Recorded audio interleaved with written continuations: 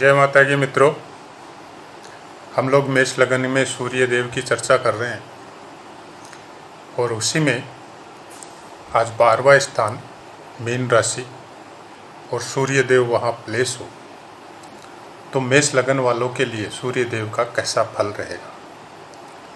सबसे पहले तो मैं हर बार बताता हूँ, आपको सूर्य के कारकत्व जहाँ वो प्लेस उस स्थान के कारकत्व और जिस राशि पे वो प्लेस है उसके कारकत्व और जिस नक्षत्र पे प्लेस है उसके कारकत्व, इन सब का सम्मिलित फल एक ग्रह के द्वारा हम लोगों को प्राप्त होता है।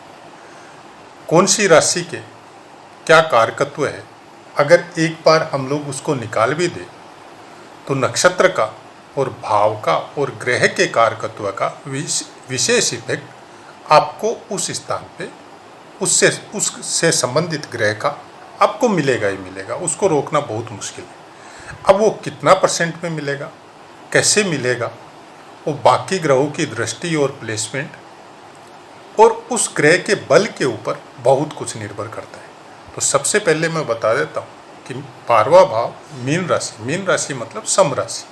तो सम राशि में अगर ग्रह के बल के बारे में हम लोग बात करें तो 6 अंश तक ग्रह मृत रहता है। कोई भी ग्रह हो, यहाँ पे सूर्य देव से कोई मतलब नहीं है, कोई भी ग्रह हो जाए।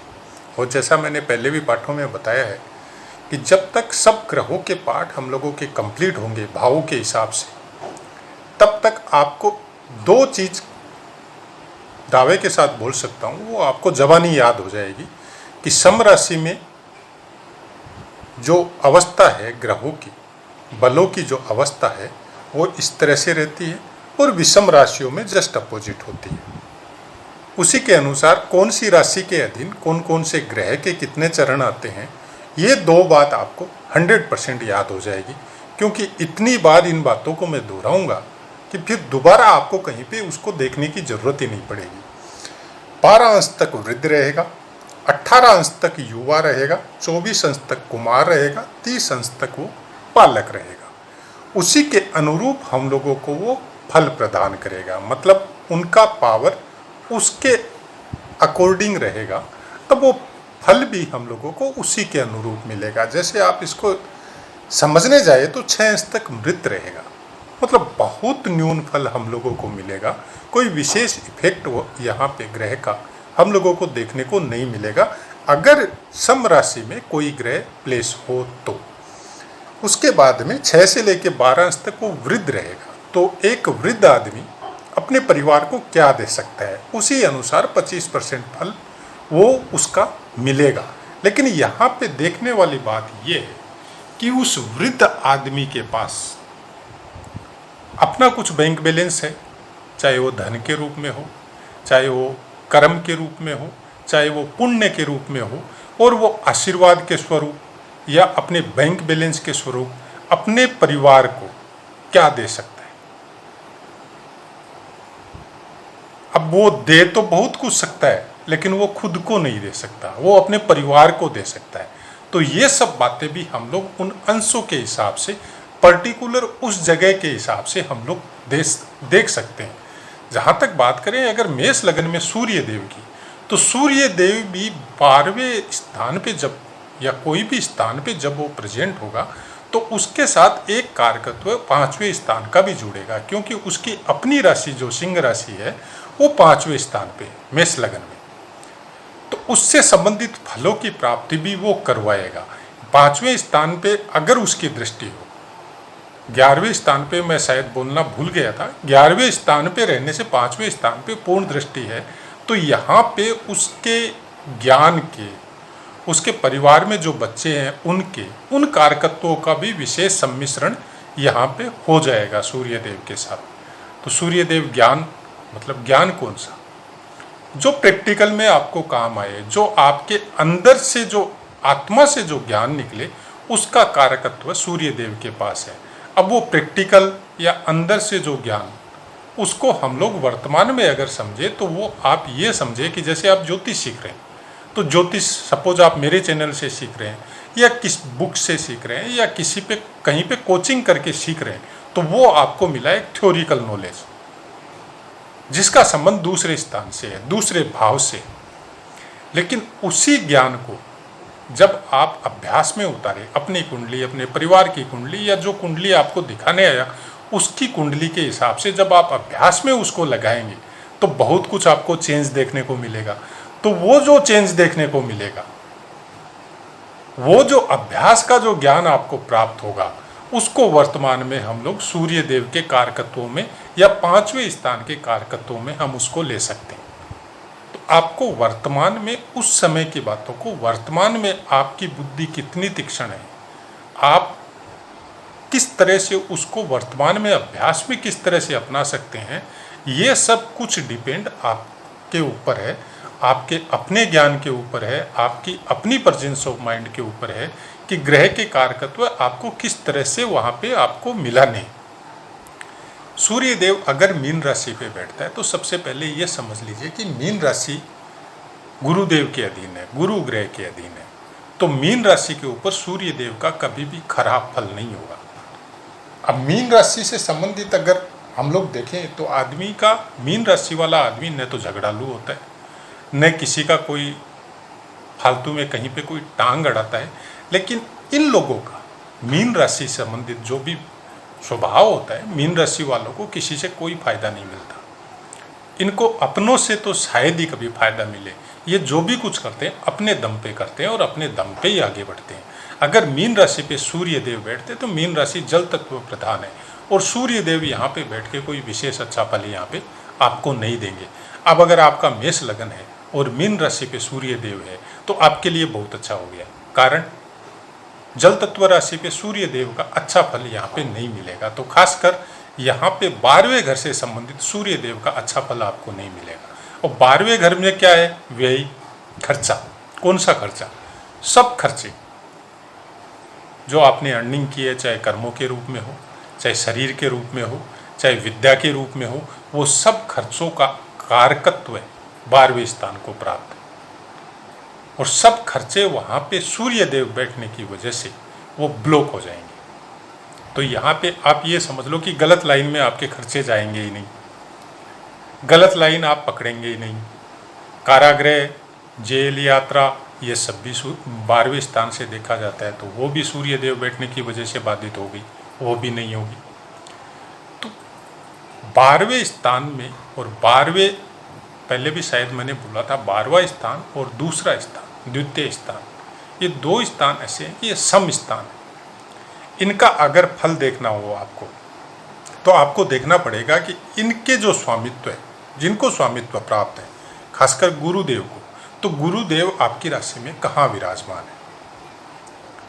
तो उनका अगर आपको पता चल जाए कि गुरुदेव का दृष्टि इनके ऊपर पड़ रहा है, गुरुदेव से संबंधित कोई अच्छी दृष्टि पड़ रही है, या गुरुदेव खुद अच्छे स्थान पे प्रेजेंट है। सपोज आपके गुरुदेव अगर पंचम स्थान पे प्रेजेंट हो गए तो यहाँ गुरु और सूर्य का षडाष्टक योग बन जाता है। हालांकि गुरुदेव आपको यहाँ पे अच्छे फल प्रदान करेंगे, क्योंकि भाग्य भाव के स्वामी होके पंचम भाव में प्लेस होंगे तो अच्छे फल प्रदान करेंगे। लेकिन 12वें स्थान से संबंधित अच्छे फल यहाँ पे आपको नहीं मिलेंगे। फिर यहाँ पे आपका सूर्य देव भी डिस्टर्ब हो जाए। तो जो ज्ञान मिलना चाहिए गुरुदेव के द्वारा पंचम स्थान पे बैठ के, वो ज्ञान तो आपको प्राप्त होगा, इसमें तो कोई शक नहीं है। लेकिन पुत्र प्राप्ति में कुछ न कुछ बाधाएं आपको प्राप्त होती रहेगी, क्योंकि सूर्य देव जो अपने स्थान से एक तो अष्टम में हो जाएंगे, एक पुत्र कारक गुरु है, वो भी सूर्य सिंह राशि के स्वामित्व लेके सूर्य देव से षष्टम में हो जाएंगे। तो कुछ पीड़ा यहाँ पे पुत्र प्राप्ति में आपको बाधक बनेगी। लेकिन ऐसा आदमी, सूर्य देव यहाँ पे मीन राशि पे जब बैठता है तो यहाँ पे आप ये सोचिए कि वो संन्यास की ओर इशारा करता है, वो आपके आत्मबल की ओर, उस बल की ओर इशारा करता है जिससे आपको पूर्ण प्राप्ति हो, पूर्ण ब्रह्म की प्राप्ति हो, उसकी ओर इशारा करता है। और हो सकता है बाकी ग्रहों का भी अगर सपोर्ट मिले तो उस पर्टिकुलर समय में जब सूर्य देव बलवान होगा, जब सूर्य देव की दशा या महादशा या अंतरदशा आएगी और सूर्य देव यहाँ पे बहुत बली है, तो फिर वो सबसे अपना नाता तोड़ के और वो प्रभु की शरण में, अपने इष्ट की शरण में कहीं न कहीं पे जाके सन्यास में अग्रसर हो जाएगा। और कोई छोटा मोटा सन्यासी, गली मोहल्ले में घूमने वाला सन्यासी नहीं होगा ऐसा आदमी। क्योंकि सूर्य देव बली होने वाला इंसान जनरली समाज में या गली मोहल्ले में घूम के संन्यास नहीं करता है और न वो साधु बन के समाज में घूमता है। वो अपना एक अलग ही जगह रहेगा, उसका अपना तेज अलग ही जगह रहेगा, वो उसकी संन्यास की प्रवृत्ति कुछ अलग टाइप की होगी। अगर उसने कुछ प्राप्त कर लिया तो फिर संसार उसके साथ साथ उस पर्टिकुलर क्षेत्र का और उस पीढ़ी का और उस संसार का सबका भला होगा। क्योंकि सूर्य देव जैसे आप जानते ही हैं कि आपके तेज के कारक है, आपके आत्मबल के कारक है, आपकी विल पावर के कारक है। तो 12वें स्थान पे जब सूर्य देव का प्लेसमेंट होता है तो कुछ चीज़ों को रोकते हैं, लेकिन कुछ चीज़ों में आपको बहुत आगे बढ़ा देते हैं। ज्ञान में आगे बढ़ाएंगे आपको, आपके आत्मबल में आगे बढ़ाएंगे आपको, और खासकर आफ्टर 50-55 उम्र के बाद में ऐसा आदमी बहुत फेमस होता है। आप ये सोच लो कि वो मतलब अस्त होते समय सूर्य, अपने अंत समय में सूर्य बहुत ज़्यादा बलवान होता है। ऐसा कुछ 12वें स्थान में अगर सूर्य का प्लेसमेंट हो तो ऐसा इंसान के साथ हो सकता है। बाकी ग्रहों की प्लेसमेंट और दृष्टि के ऊपर बहुत कुछ निर्भर होता है। अब उसके आगे बढ़ते हैं हम लोग। पूर्व भाद्रपद, अगर सूर्य देव 3.20 डिग्री तक हो तो पूर्व भाद्रपद नक्षत्र में होगा। पूर्व भाद्रपद का स्वामित्व भी गुरु को प्राप्त है। अब यहाँ पे राशि का स्वामित्व गुरु को प्राप्त है, आपके नक्षत्र का स्वामित्व गुरु के पास है, और यहाँ पे सूर्य देव अगर प्लेस हो तो फिर गुरु का इफेक्ट इस भाव पे कुछ ज़्यादा हो जाएगा। हालांकि 12वें स्थान के कारक ग्रह शनिदेव है। कुछ विद्वानों ने राहुदेव को भी बोला है, तो हम चलो उनकी नहीं मानते, केवल शनिदेव को भी अगर समझते हैं तो शनिदेव का प्लेसमेंट जरूर देखिए। लेकिन यहाँ पे गुरुदेव का प्लेसमेंट सबसे ज़्यादा देखना जरूरी है। अगर गुरुदेव का प्लेसमेंट बहुत अच्छा है तो यहाँ पे सूर्य देव का प्लेसमेंट, जो कारकत्व है, सूर्य देव के जो फल है बहुत अच्छे आपको प्राप्त होंगे। यहाँ पे आदमी मतलब ये समझो आपके कि युद्ध कला से संबंधित, अगर 3.20 डिग्री तक तो युद्ध कला से संबंधित सुगठित शरीर वाले और बहुत ही ज़्यादा मतलब उम्र होने के बावजूद उम्र में छोटे दिखने वाले ऐसे इंसान होते हैं। आप ऐसा समझ लो कि इनकी आंखों में कुछ हिप्नोटाइज टाइप की कला भी हो सकती है, जिसको देखते ही आदमी प्रभावित होता है। ऐसी कुछ चमकदार आंखें 12वें स्थान में सूर्य अगर पूर्व भाद्रपद नक्षत्र पे है तो आपको देखने में नजर आएगा। उसके बाद में उत्तरा भाद्रपद नक्षत्र 3.20 डिग्री से लेके 13.40 डिग्री तक उत्तरा भाद्रपद नक्षत्र रहेगा। उसमें आपको अगर सूर्य देव 12वें स्थान में विराजमान है तो उनका स्वामित्व शनिदेव को है। अब सबसे बड़ी खास बात यह है कि शनिदेव इस भाव के कारक और सूर्य देव मीन राशि पे बैठ के अगर उत्तरा भाद्रपद नक्षत्र पे हो, मतलब 3.20 डिग्री से लेके और 13-16.40 डिग्री तक अगर सूर्य देव हो तो उत्तरा भाद्रपद नक्षत्र पे रहेंगे।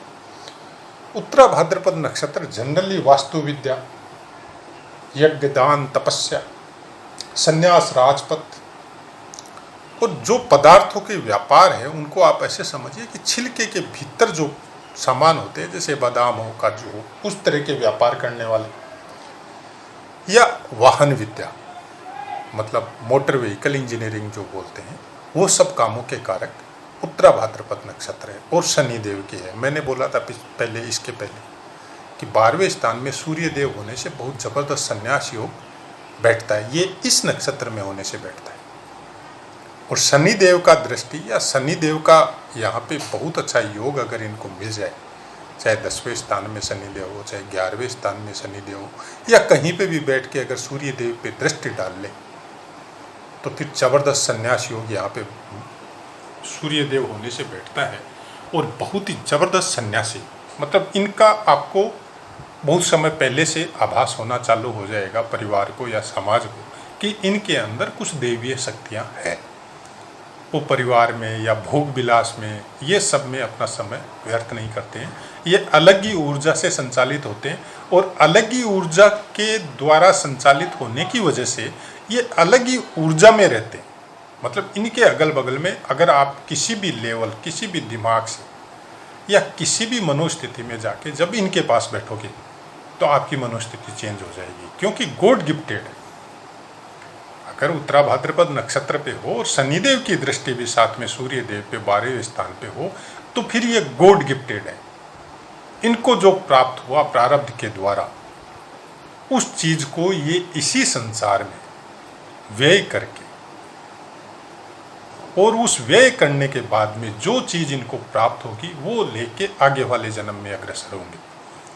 व्यय का मतलब हो गया जो संन्यास, जो ध्यान, जो यज्ञ, जो तपस्या ये करेंगे, और उसके द्वारा जो फलों की प्राप्ति होगी वो परिवार, समाज, सबके कल्याण के लिए होगी, इनके खुद के कल्याण के लिए भी होगी। हम लोग ये भी बोल सकते हैं कि ये इनका लास्ट जन्म है। जो बोलते हैं ना मोक्ष कारक ग्रह, जैसे केतु देव को बोला जाता है, हमारा ये कहना है कि यहाँ पे इस नक्षत्र पे सूर्य देव अगर विराजमान आपके 12वें स्थान पे हो तो वो मोक्ष कारक ग्रह है, और शनि देव की अगर दृष्टि मिल जाए तो बहुत ही ज़्यादा मोक्ष कारक ग्रह। अब आगे बढ़ते हैं। रेवती नक्षत्र, मतलब 13.40 डिग्री के बाद में बाकी 30 अंशों तक रेवती नक्षत्र रहेगा। तो रेवती नक्षत्र रहने से ऐसे इंसान हमेशा परिवार से दूर, या जल स्थानों में या समुद्र स्थानों में उसी से कनेक्टेड यात्राएं, या उसी से कनेक्टेड व्यापार या बिजनेस में अपना समय और अपनी उम्र का व्यय करते हैं। लेकिन इनका नाम होता है, खासकर समुद्री क्षेत्रों में या समुद्री क्षेत्रों की जो यात्राएं करने वाले हैं उन क्षेत्रों में इनका नाम और इनका फेम बहुत ज़बरदस्त होता है, और इससे संबंधित यात्राओं से ये लाभ भी उठाते हैं। लेकिन ऐसा बोल सकते हैं कि सूर्य देव यहाँ रहने की वजह से वो लाभ इनके ज्ञान में काम आ सकता है, इनके परिवार में काम आना बहुत मुश्किल है।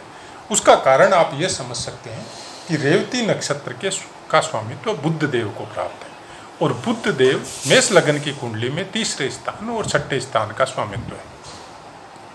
अगर कोई कारणवश, जैसा कि सब जानते हैं हम लोग, बुध देव सूर्य देव के साथ या आगे पीछे ही रहते हैं, कोई कारणवश अगर इनके साथ ही रह गए तो फिर बुध देव का कोई अच्छा फल यहाँ पे प्राप्त सूर्य देव यहाँ प्लेस होने से नहीं होगा। हाँ, ज्ञान रहेगा, सब कुछ रहेगा, लेकिन जिंदगी बड़ी अस्त व्यस्त सी रहेगी, कभी इधर कभी उधर, कभी आप गुस्से में रहेंगे तो कभी आप प्यार में रहेंगे। मतलब आप निर्णय नहीं कर पाएंगे कि आपको करना क्या है, और कुछ ऐसे फैसले भी हो सकते हैं जिनकी वजह से शत्रुता बढ़ जाए, जिनकी वजह से आपके चारों तरफ शत्रु इकट्ठे हो जाए। कुछ ऐसा कारण भी बुध देव की वजह से आपके साथ हो सकता है। लेकिन सूर्य देव की वजह से, 12वें स्थान में सूर्य देव की वजह से आपका शत्रु कुछ बिगाड़ नहीं सकेगा, लेकिन आपके टाइम का, आपके समय का नुकसान कर देगा। मतलब आपको उन्नति करनी है किसी और क्षेत्र में, लेकिन बार बार शत्रुता हो रही है, बार बार शत्रु आपका टांग खींच रहा है, तो आपका समय वहाँ पे व्यर्थ होते जाएगा। तो ऐसा कुछ बुध देव का फल यहाँ पे सूर्य देव यहाँ रहने से आपको प्राप्त हो सकता है, अगर रेवती नक्षत्र में सूर्य देव हो तो ऐसा है मित्रों। मेरी कोशिश थी कि केवल राशि के हिसाब से या भाव के हिसाब से या लगन के हिसाब से किसी ग्रह का फल नहीं बता के सबको सम्मिलित करके हम लोग ये जानने की कोशिश करें, जिसका पता आदमी को, इंसान को तभी चलता है कि पुस्तकों में जैसे एक एक आपको लगन के हिसाब से ग्रह का फल मिलेगा या फिर राशियों के हिसाब से मिलेगा, नक्षत्रों के हिसाब से भी कोई कोई पुस्तक में है, लेकिन सम्मिलित करके बताना या बताया गया हो ऐसा बहुत मुश्किल होता है। वो सब चीज़ें आपको अभ्यास के द्वारा प्राप्त होगी। तो आप भी अभ्यास कीजिए, और अभ्यास के द्वारा आप इन फलों को प्राप्त करने की कोशिश कीजिए, या ये कोशिश कीजिए कि आपको कौन से फल मिल रहे हैं। तब आपको उस चीज़ का एहसास भी होगा, और जन्म पत्री या ग्रहों से संबंधित चीज़ों का हकीकत में पता चलेगा कि क्या चीज़ है और क्या बताई जा रही है, और किस तरह से हम लोग अप्लाई करें कुंडली के ऊपर। आगे बहुत कुछ है, केवल एक ग्रह के द्वारा या केवल कुंडली के द्वारा उसका प्रिडिक्शन होना बहुत मुश्किल है। लेकिन हम लोग धीरे धीरे आगे बढ़ रहे हैं। जैसे मैंने नक्षत्रों के बारे में बताया, सब ग्रहों के कारकत्वों के बारे में बताया है, राशियों के बारे में बताया है, और नक्षत्रों के बारे में तो बहुत ही ज़्यादा बताया है। तो उसी हिसाब से अब हम लोग ग्रहों को अलग अलग लग्नों में प्लेस करवा रहे हैं, उसके हिसाब से हम लोग चर्चा करेंगे फिर सम्मिलित ग्रहों की एक एक दो दो युतियों की बात करेंगे, फिर वरक कुंडलियों में भी आएंगे। तो सब चीज़ों की, सब बातों की चर्चा करेंगे। बस कोशिश यही है कि जितना हो सके जो एक्चुअल है, जो हकीकत है, जो पुस्तकों में लिखा है वो भी बताऊं, और जो अभ्यास में मिला है वो भी आपको बताऊं। तो आपको पाठ मैं यही कोशिश कर रहा हूं कि समझ में आया होगा, क्योंकि मेरी भाषा जो हम लोग रोज़मर्रा में यूज करते हैं वही भाषा रहती है, और उसी में बताने का कोशिश करता हूँ। पाठ से संबंधित कोई बात हो आप कमेंट कीजिए, आपको 100% आंसर मिलेगा। जय माता की मित्रों।